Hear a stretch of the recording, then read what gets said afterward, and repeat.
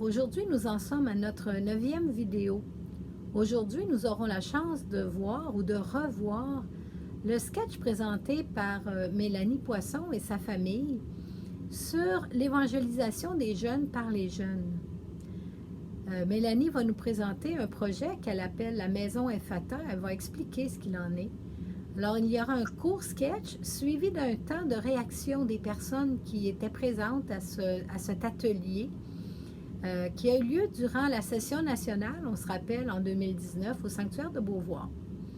Alors, je suis Hélène Pinard et je vous souhaite un bon temps d'écoute.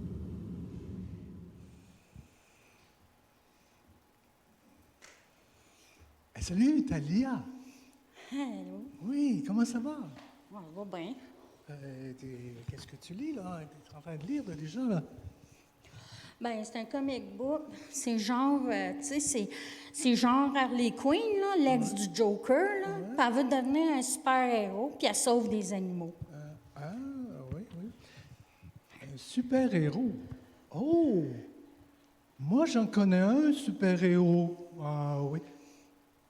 Le super des super, c'est Jésus-Christ. Oh, ouais.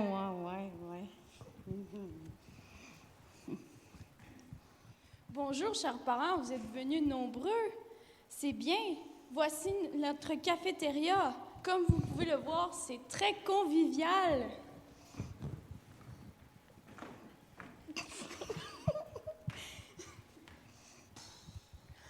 Hi, Joline, j'ai vu ton oncle, là, l'autre jour, là. Il est chelou en maudit. Il m'a parlé de Jésus comme si c'était un super-héros. Oh, il voulait pas faire mal, c'est un prêtre. Ah, ton oncle, c'est un prêtre? Est-ce qu'il fait des messes chez lui quand tu vas chez eux le dimanche? Non, comme tous les oncles, ben sympa, il vient me chercher après l'école, puis comme tous les oncles vraiment cool, on fait des soirées films avec popcorn au chocolat. Ah, c'est bien cool, ça. Tu veux venir la prochaine fois? Ah, mais hein?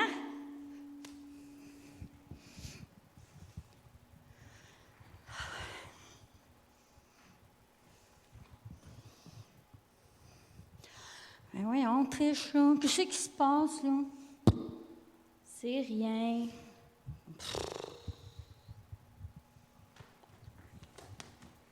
Hey, c'est pas tout ça, mais il faut qu'on se dépêche, on va être en retard à nos cours, là. Ouais. Je suis déjà assez en retard comme ça. Maman va me passer un savon. Tu peux-tu mettre mon comic book dans ton casier? Ouais. Mon beau casier. Ça te rend pas dépressé, toi, comme actrice chelée? Ah, mais moi aussi, mais tu sais, qu'est-ce que tu veux qu'on fasse? C'est vrai, elle nous dit rien. Mais moi, je sais plus quoi faire, rendu là. Moi non plus. Ça me dépresse tellement, là. Oh. Dering, la cloche d'école sonne.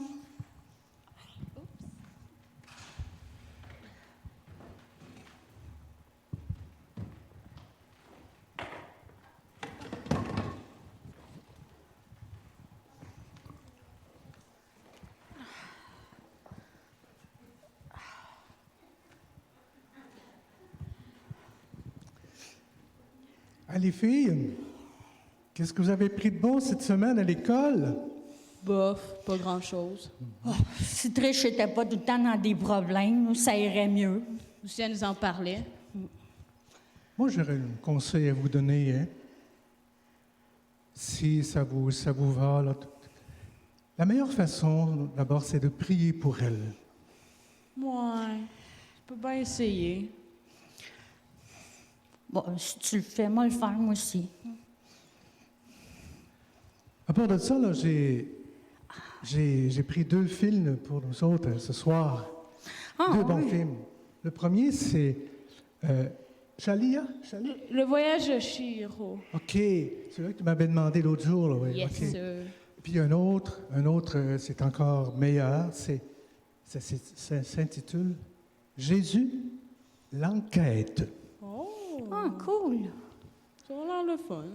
Il manque seulement le popcorn, hein? On va aller chercher. Popcorn au chocolat, c'est important.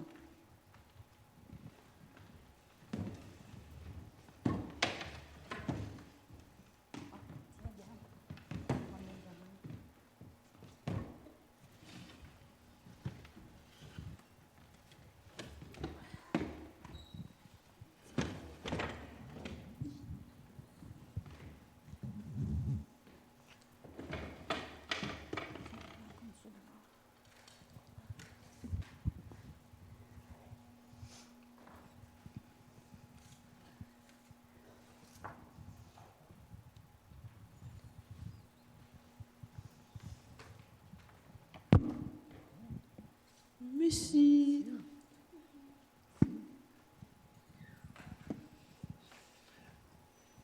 À propos, Juliane, la fille dont tu m'as parlé l'autre jour, là, que tu m'as demandé de prier pour elle, là, comment va-t-elle? Ah ben, j'ai prié puis ça m'a vraiment beaucoup aidé. Ah oui, c'est bien ça.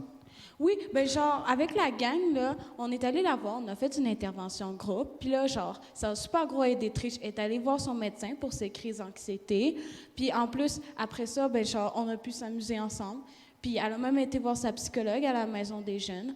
Fait que genre, moi, j'ai décidé de plus trop m'impliquer, mais de prier, parce que ça m'aide beaucoup, puis là, j'ai l'impression que l'Esprit Saint, il travaille fort. Oui. Moi, je pense que tu as pris la vraie bonne attitude, hein, parce que, tu sais, il y a seulement Dieu qui peut faire des miracles et puis l'aider, là. Oui, puis à cause de ça, genre, quand que je traîne avec les filles, ça va tout mieux. Puis là, il y a genre plus vraiment de gros problèmes. On s'amuse toute la gang ensemble. Puis genre, prier, ça m'a vraiment aidé. Puis je me sens libre comme l'air. Wow, wow. Moi, je trouve ça très beau. J'ai l'impression, en t'écoutant, Juliane, que c'est l'esprit qui est au travail, hein? Oui, full. Puis grâce à ça, ça m'aide vraiment mieux à évangéliser mes amis. Oui, oui.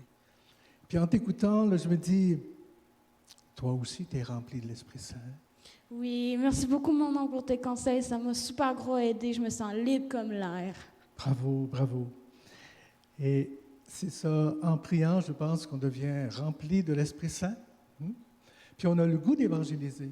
Puis on a le dynamisme pour le faire. On a l'audace. Et c'est ça, plein d'énergie de Dieu. Oui. Amen. Amen.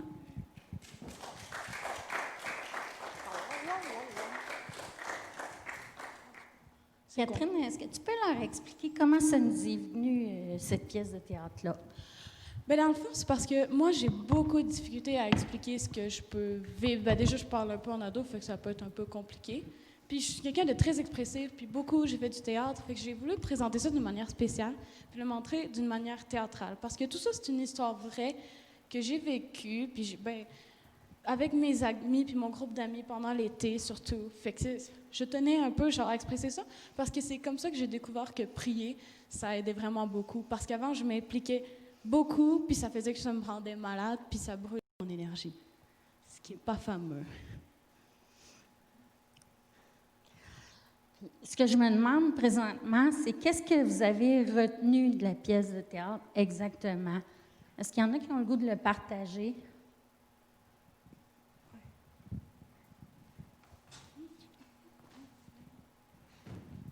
Ce que j'ai beaucoup remarqué, c'est qu'il y avait une personne très significative qui avait un peu une grande amitié avec l'adolescente, par exemple.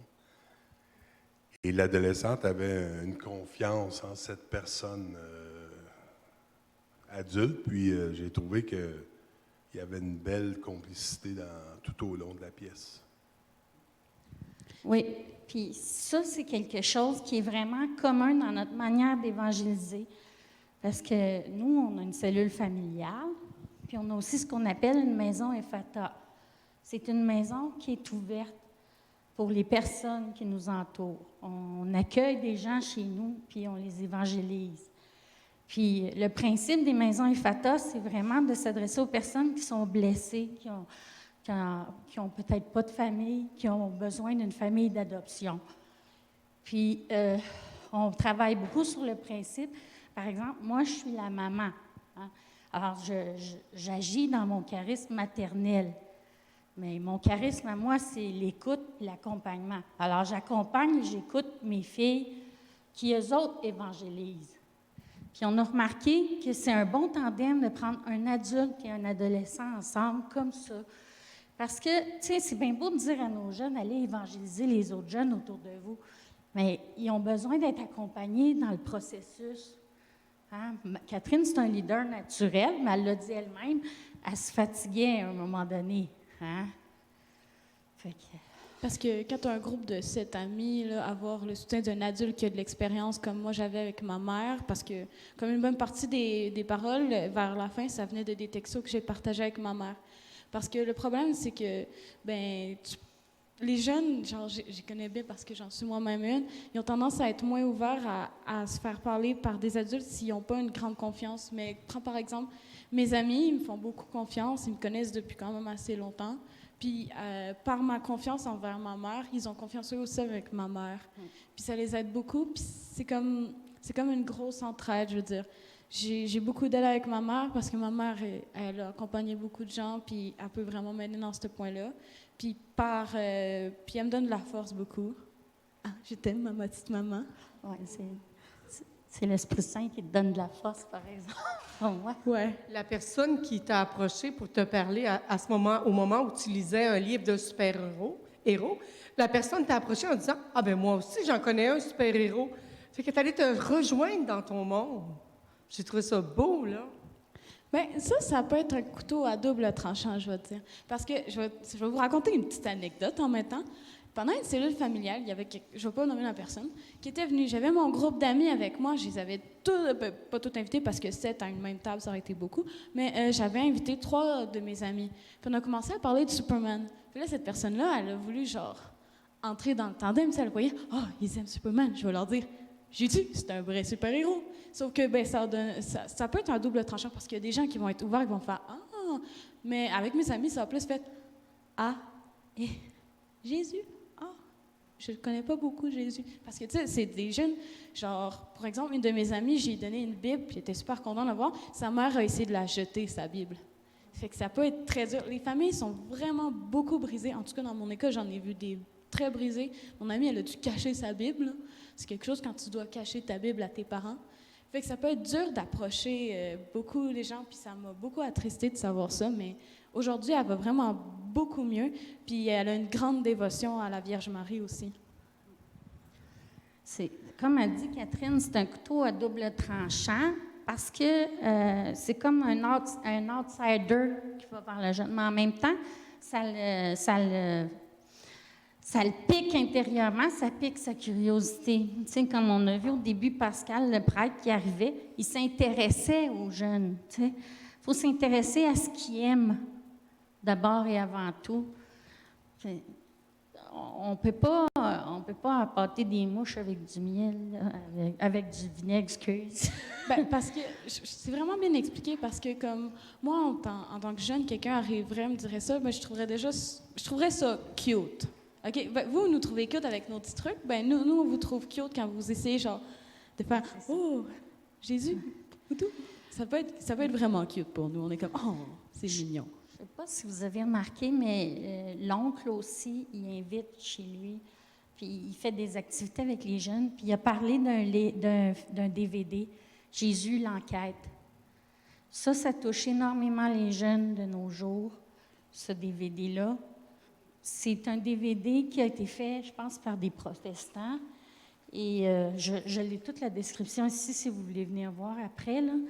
Puis là-dedans, il y a une enquête sur Jésus. C'est une femme qui se convertit, une mère de famille. Et son conjoint est athée. Puis là, il décide de faire une enquête sur Jésus pour lui prouver que c'est bidon. Et il est converti à travers l'enquête qu'il fait. Puis ce DVD-là, quand on le montre à des jeunes, ils deviennent impressionnés, là. Ça convertit énormément les cœurs à cesser de raisonner avec la tête. Puis quand on va chercher les jeunes de cette manière-là, en les emmenant vers nous, les inviter à faire des choses avec nous, c'est très productif. Il y a des jeunes, ils viennent chez nous, puis ils disent à Catherine, « Catherine, moi, je voudrais cuisiner avec ta mère. » Oui, c'est vrai. C'est simple, c'est la simplicité même. Souvent, on cherche toutes sortes de manières impressionnantes pour les impressionner et tout. Mais les jeunes d'aujourd'hui, ils vivent une très grande solitude. Ils n'ont pas beaucoup de parents autour d'eux. Les parents travaillent, c'est pas nécessairement de leur faute, tu sais. Puis, quand ils se sentent interpellés puis écoutés, ils ne sont plus écoutés. Le simple fait de les écouter, souvent, ça va faire toute la différence. Dans le fond, notre manière d'évangéliser à la maison Ephata puis dans la cellule familiale, c'est beaucoup ça, c'est l'accueil de l'autre dans ce qu'il vit, dans ce qu'il est, l'écoute, puis l'attention, tu sais. On parlait beaucoup des étapes hier, là. les étapes, le service, tu sais, dans les dynamiques de croissance, le service, la fraternité, la louange, la formation, ça c'est plus pour nous, mais c'est aussi pour eux. J'ai donné un atelier une fois sur... j'ai fait une analogie avec les tasses. Je ne sais pas si vous connaissez, mais au Japon, il existe un art qui consiste à prendre des tasses ébréchées et à les réparer avec de l'or fin. Puis juste le simple fait de montrer ça aux jeunes, que parfois on est une tasse ébréchée, mais Dieu la répare avec de l'or fin, puis il fait des charismes à travers nos blessures. C'est incroyable qu'est-ce que ça fait pour les jeunes. Je me rappelle beaucoup de ce moment-là. Je pense que j'avais mon amie Marie-Lou et elle a beaucoup expliqué ce qu'elle ressentait, puis ça l'avait profondément touché cet art-là, puis voir ça. Puis ben, il faut savoir que c'est une amie que j'ai qui a de grandes blessures parce que pendant longtemps elle voulait aller dans le mouvement transgenre pour changer de sexe. Puis on était très ouverts d'esprit, puis c'est une personne qui a des problèmes parce que sa famille était très brisée. Puis comme je le dis, les familles sont énormément brisées. Les parents peuvent... des fois, il faut prier pour eux aussi, les parents, parce que, prends cet exemple-là, cette amie-là aimait se couper les cheveux courts. Puis pendant un certain temps, ben genre, ça va être un petit peu dark, là, mais elle s'est déjà automutilée. Puis ben, quand elle a essayé d'en parler avec ses parents ils ont juste dit, ben tu te coupes déjà les cheveux anyway. Fait que c'est quand même assez grave, là. Puis ben, c'est pour ça que, genre, des moyens comme ça, après, cette amie-là, quand elle venait chez nous, ben, ça l'aidait à se reposer, puis à réfléchir, puis on l'aidait à se dire que fallait qu'elle prie pour ses parents un peu, puis tout. Puis quand elle venait ici, ben, elle avait l'impression d'avoir une deuxième mère avec ma mère, puis elle pouvait se sentir écoutée. Comme j'ai une autre amie elle passe pas assez de temps avec sa mère, puis sa mère est super rude avec elle, entre guillemets. Je sais pas si vous comprenez si je dis rude. Rude. Elle va être un peu rude et froide avec elle. Puis elle voulait toujours essayer d'aider, elle essaie toujours d'aider sa mère, mais ça marche pas super bien. Puis c'est pour ça aussi qu'elle aime aussi beaucoup aider à cuisiner quand elle vient chez nous. Je trouve qu'il y a un passage là qui c'est pas, vous n'êtes pas coupés là, juste des jeunes ensemble. Moi, c'est ça là, que je retiens dans le fond, c'est parce que tu as un bon lien, une bonne relation avec ta mère, puis que tu amènes à vivre le monde des jeunes avec les adultes, c'est possible. Exactement, parce que dans le fond, le problème, c'est que c'est bien beau d'essayer de rejoindre les jeunes en étant un adulte, mais un jeune va rarement, je veux dire, à l'école, on a perdu toute une grande, on a tout perdu ça, la confiance envers les adultes, la plupart des jeunes, parce que si à leur famille, leurs parents, ils ont des problèmes, ou qu'à l'école, ils essayent de parler d'intimidation, puis ça marche pas nécessairement, bien après, c'est dur d'avoir confiance en des adultes, mais entre jeunes, on s'entraide beaucoup, puis genre, oui, on peut un peu être méchant avec les uns les autres, mais généralement, c'est juste parce qu'une personne est blessée. Moi, j'ai une question concernant la maison. Veux-tu me rappeler le nom? Comment ça s'appelle?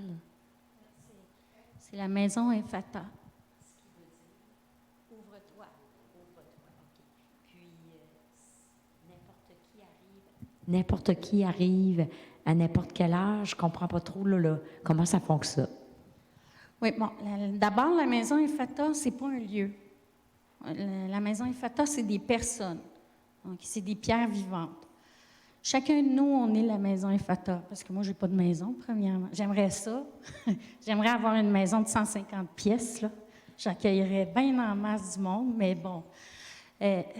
Ce que c'est la maison Ephatha, c'est que chaque membre de la cellule familiale, qui est le noyau de la maison, ça c'est très important, qu'il y ait un noyau dans la cellule. C'est parti d'une cellule, tout ça. Puis chacune des personnes s'engage à être ouverte sur les autres, puis à être accueillant à celui qui a besoin. La cellule familiale, ma mère ici, elle en fait partie. Mon frère Michel, que vous avez vu ce matin, qui a fait un enseignement, fait aussi partie de la cellule familiale. Et alors, c'est ça, la maison Ephatha, dans le fond. Oui, avec Yvon, avec l'abbé Yvon Bilodeau qui nous accompagne, hein, parce qu'on considère que c'est extrêmement important de travailler main dans la main, laïque et prêtre. Hein? On ne peut pas vivre en dehors de l'Église, là. Bon.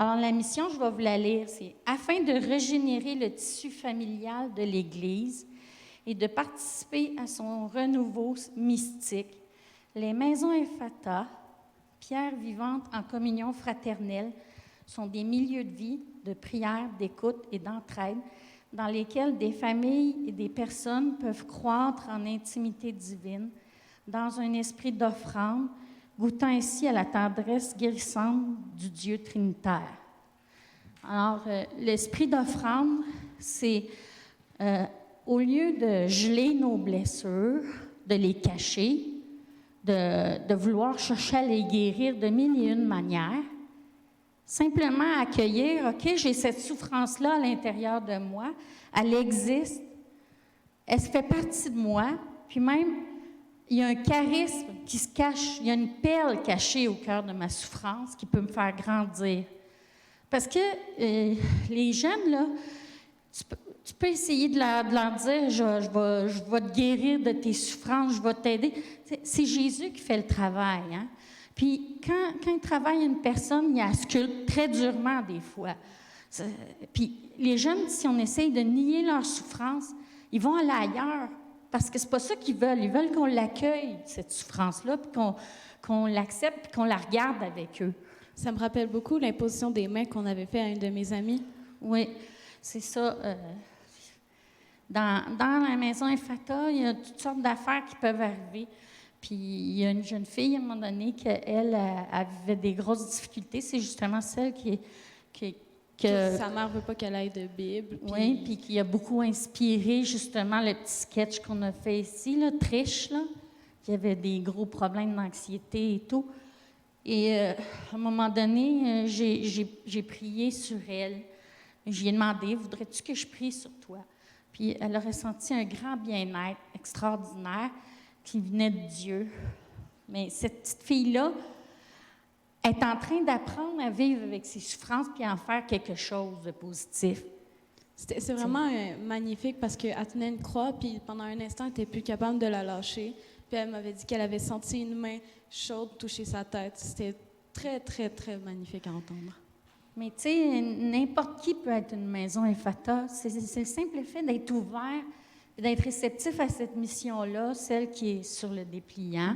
OK. Quand on n'a pas d'adolescents, auriez-vous des suggestions? Parce que je vois que le monde des adolescents, là, pour moi, c'est un autre monde. C'est comme si on me parlait de la Chine ou de l'Inde ou je ne sais trop. Là. Je ne sais pas si vous auriez des idées, là, parce que moi, Bien, je te dirais que tu trouveras toujours parce que forcément, si tu veux aider les jeunes, c'est que tu es un petit peu proche des jeunes. Mais je te dirais que tu vas toujours trouver un jeune ouvert d'esprit parce que il y en a au moins une dizaine de jeunes ouverts d'esprit. Puis honnêtement, ça va être souvent ceux qui sont habillés bizarres comme moi. Là. Mais c'est ça. Sérieusement, on est plus ouvert d'esprit qu'on a l'air. Puis on a juste besoin d'en entendre parler, mais aussi de se laisser entendre. Parce que c'est quelque chose que dans la société actuelle, on ne voit pas vraiment, je veux dire, à part en ce moment où il y a une jeune fille qui se bat pour l'environnement, une jeune fille de 15 ans, on en a entendu un peu parler aux nouvelles, mais c'est juste là qu'on commence un peu à voir le point de vue des jeunes, puis je te dirais, si tu donnes la chance à un jeune de se donner son point de vue, puis que tu restes ouvert d'esprit, la personne va pas arriver puis dire « Ah, moi, je crois pas du tout à ça, je suis athée ». Si tu l'accueilles puis que tu lui expliques pourquoi tu y crois, puis que tu lui montres d'une manière, c'est sûr que le jeune va être très intéressé à t'écouter. Puis ben, c'est sûr, il ne faut pas que tu arrives dans la rue, genre « Hey, tu veux-tu entendre parler de Jésus? » Parce qu'il va peut-être un peu avoir peur, là. Mais ça m'étonnerait que personne fasse ça. Hein. Ça serait bizarre. Je sais pas si tu vas. OK. Mais il y a aussi, moi, là, j'ai beaucoup réfléchi à ça. Puis, tu sais, on pense souvent qu'on n'a pas de jeunes autour de nous, mais c'est pas vrai, on en a plein. C'est juste qu'on pense pas, par exemple, dans la famille, hein, les frères, les sœurs, les nièces, les neveux, les enfants, ça commence là. Puis, une autre chose que j'ai beaucoup trouvé que ça pourrait être positif, ça serait un partenariat dans les diocèses, tu sais, comme par exemple, on a l'escouade jeunesse à Sherbrooke, tu sais, un partenariat avec ces jeunes-là, de travailler avec eux à évangéliser, puis juste d'avoir sa propre porte ouverte puis sa propre ouverture personnelle aux jeunes qui nous entourent. On en croise à tous les jours partout, là. T'sais, juste déjà là, c'est un pas extraordinaire. Ah, je trouve ça magnifique, là. Ça fait longtemps que je sens que j'ai une mission, puis c'est quelque chose qui me parle beaucoup. Je me demande juste, c'est juste votre oikos, votre famille, tes amis, ou vous faites de la publicité Facebook, comment les gens vont vers vous autres, c'est votre entourage? Moi, ce que je fais, c'est que j'en parle à mes amis. Puis généralement, s'ils sont intéressés, ils vont en parler à leurs amis, à leurs amis. C'est un peu comme le jeu du téléphone. Ben, c'est juste que ça se déforme pas. C'est parce que sinon, ça serait un petit peu triste que ça se déforme. Mais c'est vraiment, honnêtement, tu verras, là, je veux dire, quelque chose, parce que moi, mon école est séparée en 2 pavillons. Mon amie qui était dans un autre pavillon, quelque chose qu'elle a parlé, qu'elle a vécu un peu grâce à moi, ça s'est rendu à mon pavillon. Puis moi, on est quand même... les nouvelles se répandent vite. Puis ben, je veux dire, la bonne nouvelle, c'est sûr que ça va se répandre. Puis aussi, c'est parce que, mettons que, comme moi, j'ai beaucoup de gens qui viennent me voir, des fois, je les connais même pas. Puis ben, j'ai l'impression que c'est parce qu'ils peuvent ressentir tout ça. Fait que ça peut créer un peu une genre de sphère. Comme, honnêtement, tantôt, j'ai vu tes cheveux magnifiques et tes tatouages. J'ai fait tout de suite, j'approche. Un autre jeune comme moi va définitivement faire ça. J'en connais beaucoup qui le feraient. Mais la première étape, ça serait premièrement de prier. Hein? Comme on a montré dans la pièce de théâtre, la prière était le cœur de la cellule. Hein? Tu sais, il ne peut rien se passer sans prière. C'est l'Esprit Saint qui fait tout, puis c'est lui qui emmène. Moi, là, je fais pratiquement rien. Okay? C'est vrai, je fais rien. Les jeunes, ils viennent parce que l'Esprit Saint les guide à nous, puis parce qu'on a donné notre oui. Puis, une autre chose aussi, il faut que vous sachiez que notre cellule familiale, puis notre maison, le foyer, il est consacré à la Vierge Marie. Puis, moi, je lui trouve une grande importance à Marie. Je vais donner un exemple concret. Il y a des jeunes qui connaissent Marie puis qui ne connaissent pas Jésus. OK? Une petite fille, là, elle avait une grande dévotion à Marie, puis c'est par Marie que j'ai passé puis qui expliquait que c'est la mère de Jésus. Fait que, puis, juste de confier à Marie, c'est ses enfants à elle aussi. On lui confie tous ces enfants-là. Puis, elle sait qui qu'elle va emmener vers nous. Fait que si vraiment vous avez pour mission d'aller avec les jeunes, je dirais la première étape, c'est ça, c'est prier, donner votre oui à Dieu, puis de vous confier en Marie qu'elle va emmener les jeunes vers vous. Parce que c'est vraiment ça qui se passe avec nous. Ils viennent à nous, là. On ne court pas après.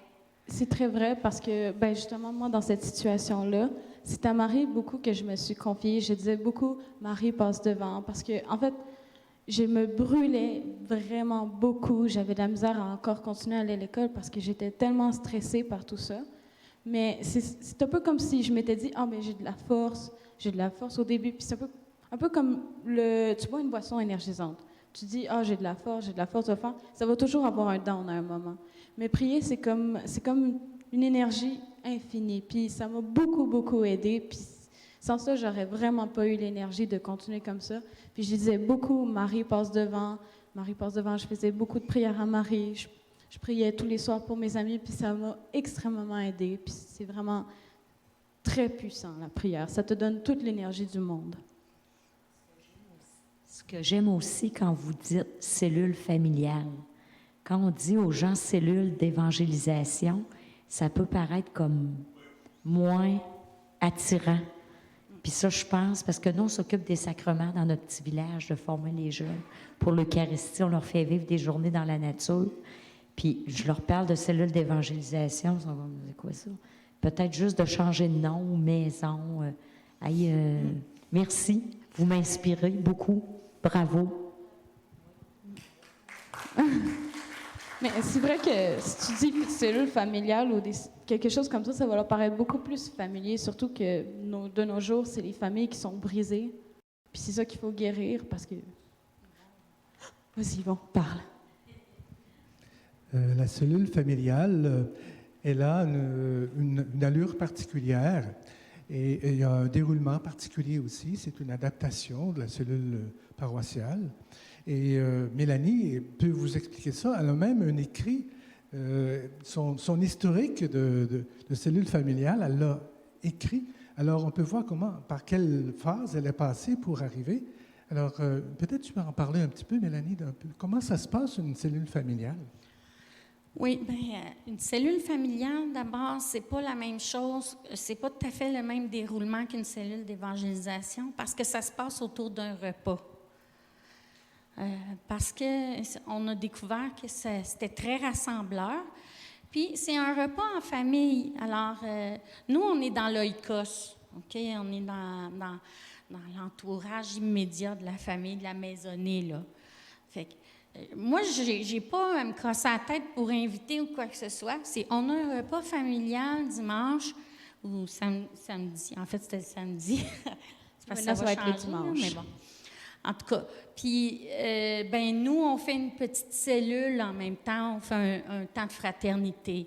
T'sais, on les avertit un peu, mais les amis de Catherine, ils savent que s'ils viennent le samedi soir, il y a une cellule familiale.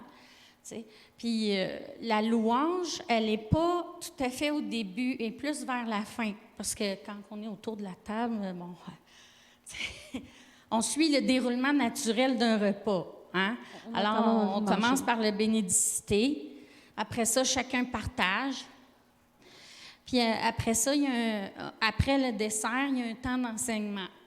Et l'enseignement dans la cellule familiale, il peut prendre plein de formes. Par exemple, ça peut être, on prend l'Évangile, on le mime, après on le décortique. Les enfants peuvent aller le dessiner au tableau aussi. Une fois, à la fête de Rose, on avait fait un enseignement sur le divin potier, puis chacun faisait de l'argile. Ils mettaient leurs mains dans l'argile. Fait que il y a beaucoup de supports visuels, c'est très dynamique comme forme d'enseignement. Puis après l'enseignement, on a un temps de prière et après on a un peu de louange. D'habitude, c'est un chant de louange. Peut-être plus, ça dépend parce que des fois, j'ai des jeunes qui sont pas très, ils viennent d'arriver, là. Fait que si je pars avec « Ouh, Jésus, ouh », ils vont dire « Ta mère est illuminée, là. » C'est pour ça j'essaie de trouver soit des chants de louange très dynamiques ou encore des chants qui parlent de Dieu ou qui parlent d'amour, qui sont un peu plus soft, là, plus la musique ordinaire, là, pop, etc. T'sais. Puis des fois, ça m'arrive aussi de leur demander, de leur donner le défi, trouvez-moi des musiques qui parlent de Dieu ou qui parlent d'amour. T'sais. Puis moi, j'insiste beaucoup que Dieu est amour. Je tape sur le clou le plus souvent possible. Fait que ça, c'est le déroulement de la cellule. Puis il y a quelque chose avec la cellule familiale, à cause que ça se passe autour d'un repas, ça devient naturel. La famille, les amis, tout le monde qui vient, ils trouvent ça normal, là. C'est le repas en famille, c'est la fête. Une autre chose qu'on va commencer bientôt, c'est la théologie du corps, parce qu'il y a Christopher West. C'est Christopher West. En tout cas, à Montréal, ils ont fait tout un travail pour traduire les cahiers de Christopher West. Moi, j'ai acheté les DVD en anglais. Puis là, notre défi actuellement, c'est de les regarder en famille, puis d'arriver à reproduire ça à la manière de l'École Saint-André pour faire une session de l'École Saint-André de théologie du corps pour les jeunes. C'est parce que c'est important de parler du corps pour les jeunes, parce qu'en ce moment, il y a beaucoup le mouvement LGBT que vous devez connaître. Beaucoup de jeunes sont là-dedans. Puis des fois, ça va être parce qu'ils ont des blessures profondes, comme des fois, ça peut être aussi juste parce que ils voient ça, ils trouvent ça a l'air cool. Fait que c'est pour les aider un peu à dissocier ça, puis un peu à réfléchir est-ce qu'ils veulent s'aider ou à les accueillir, parce que c'est vraiment, ils sont très, très, très confus, ils connaissent presque rien là-dedans, techniquement parlant, fait que ça les aiderait vraiment grandement. Puis il y a un préjugé actuellement chez les jeunes de penser qu'on est piégé dans notre corps. Alors qu'en fait, le corps est un révélateur de notre personne spirituelle. OK? Et il faut leur faire découvrir la beauté du corps, puis leur faire découvrir que c'est pas une prison. Puis moi aussi, je tiens à faire ça parce que je veux les aider à effacer tous les préjugés comme quoi l'Église, elle va se dire « Ah, si t'es gay, va-t'en, meurs » ou des trucs comme ça. C'est des gros préjugés, puis beaucoup de jeunes pensent que c'est vrai. Puis je veux dire, encore dernièrement, j'ai une amie qui m'a dit « Non, mais pourquoi, genre, mettons qu'elle a une amie gay, cette fille-là. Puis elle a dit « Mais mon amie gay, elle peut pas devenir catholique. La religion catholique n'accepte pas ça. » J'ai dit « Mais non, pas du tout, c'est pas vrai. On s'accueille les uns les autres. On veut s'aimer les uns les autres. » C'est un gros préjugé, puis les gens pensent beaucoup que c'est comme ça à l'Église. Puis je tiens vraiment à prioriser d'effacer ça de leur tête parce que c'est vraiment triste sinon. Puis surtout qu'en ce moment, c'est actuellement un peu partout. Le LGBT, c'est vraiment, tu peux trouver ça partout. Il y a eu la Gay Pride il n'y a pas si longtemps que ça. J'ai une amie qui est allée, puis j'ai expliqué justement qu'il ne fallait pas qu'elle pense que c'était contre l'Église. Puis je trouve ça triste, l'idée qu'ils pensent qu'ils sont rejetés, qu'ils seraient rejetés s'ils iraient vers l'Église à cause de ces préjugés-là qui ont existé au fur et à mesure du temps puis qui ont comme collé un peu à l'Église. C'est aussi une question de leur montrer que Jésus accueille n'importe qui. C'est pas nous qui jugeons, là. On n'est pas là pour juger personne. Puis, il y a toute une éducation à faire à ce niveau-là. Puis aussi, le pape François est très aidant. Hein? Dans ses discours, il est très accueillant, il est très ouvert. Ça nous aide à resituer. Qu'il y a une doctrine de la foi, oui, mais il y a aussi l'accueil de la personne, qu'on est tous pécheurs, là. Hein? Fait que c'est ça. Est-ce que quelqu'un d'autre a une question à poser? Fait que c'est ça. Je vous inviterais à prendre le temps de demander à l'Esprit Saint il va vous indiquer les jeunes qui ont besoin de prière autour de vous, qu'on puisse les nommer ensemble, puis les confier à Jésus.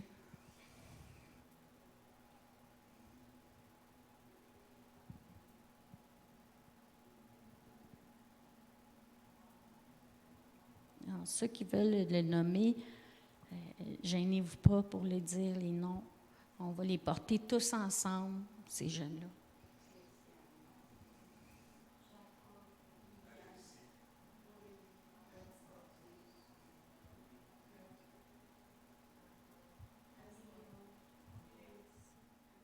À Marie, tous ces jeunes-là, puis lui demander de venir nous indiquer comment nous, on peut évangéliser auprès de ces jeunes-là.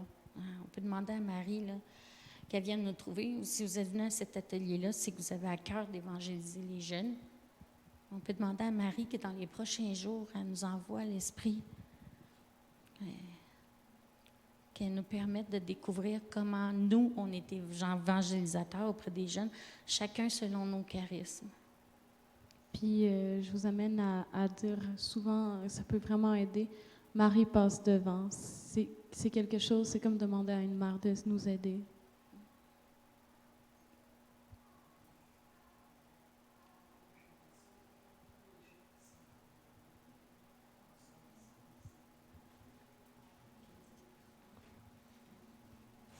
Tiens. J'aimerais ça qu'on porte dans nos prières tous les jeunes qui sont dans le mal-être, la consommation ou la santé mentale.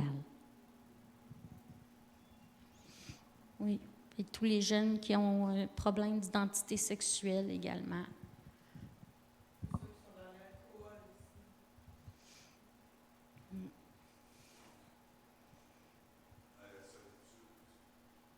La solitude. Priez aussi pour les parents de ces jeunes-là. Alors, j'espère que cet atelier vous a plu et vous a donné des idées pour vous faire plus proche des jeunes qui ont tellement besoin de notre présence encore aujourd'hui. Alors, je vous souhaite une belle semaine et ensemble, portons dans les prières ces jeunes qui, en temps de pandémie, davantage encore, ont besoin du soutien des adultes qui croient en eux. Bonne semaine.